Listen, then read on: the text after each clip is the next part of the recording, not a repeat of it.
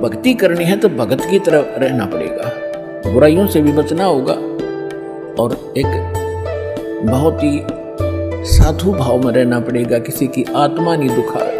भगवान से दूर बैठा रहा, जब तक सतलोक नहीं जाएंगे तो उस भगवान के मिलने का लाभ क्या हुआ। 120 वर्ष परमात्मा यहाँ रहे, काशी में ना जाने कितना न देखे, और भगवान शंकर और पार्वती इकट्ठे रहा करते, जब तक नाम नहीं ले लिया पार्वती ने उसकी उतनी भी राहत ना मिली जो उस मंत्र से मिलनी थी जो शंकर जी देते। तो भगवान के मिलने मात्र से मोक्ष नहीं है।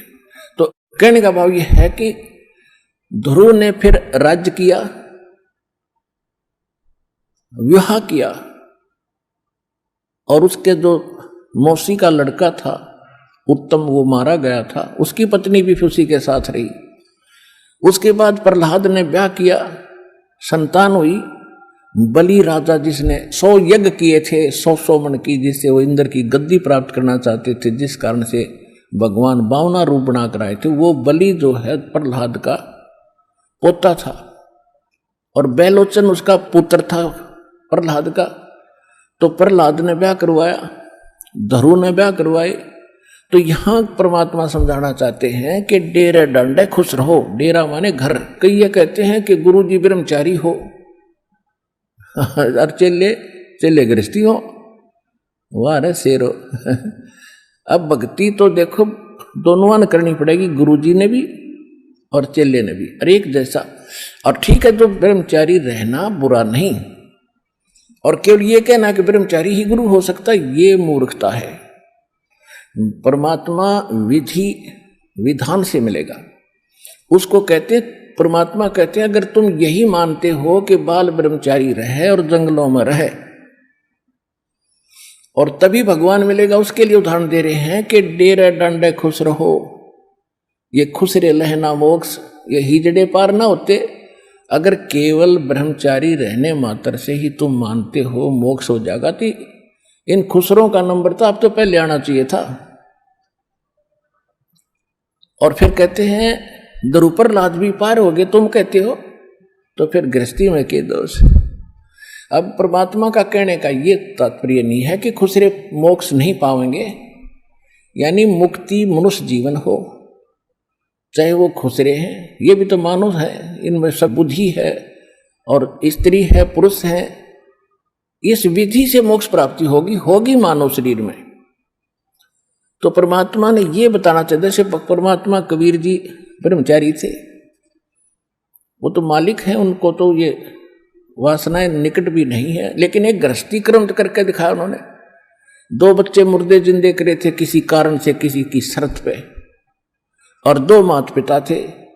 मुंह बोले जन्म नहीं था मालिक का, वो नीरू नीमा उठा लाए थे दाता को, जब सतलोक से आके कमल के फूल पर विराजमान हुए थे लहर तारा तालाब में।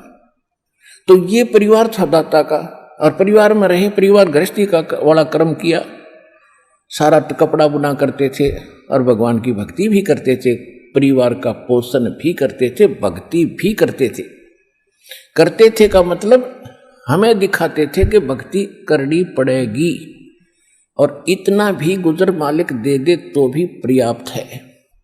यहां से पीछा छुटाने के लिए इन बकवादों से उल्टा हटना पड़ेगा। कोठी बना लूं, फैक्ट्री ला लूं, यूं कर दूं, फलान कर दूं, ये नहीं।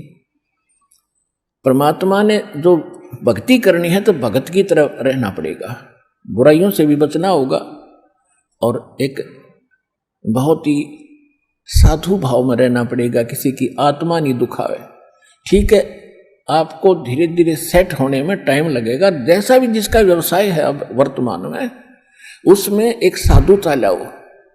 जैसे कोई मजदूर है, सेवा कर रहा है किसी के और भगत हो गया, तो वो तन मन धन से सेवा करे उस मालिक के उसमें, क्योंकि वहां से उसने रोटी मिल रही है। और फिर परमात्मा ऐसी प्रेरणा करेगा उस मालिक के अंदर, देख भगत आदमी होते ऐसा हो भाई।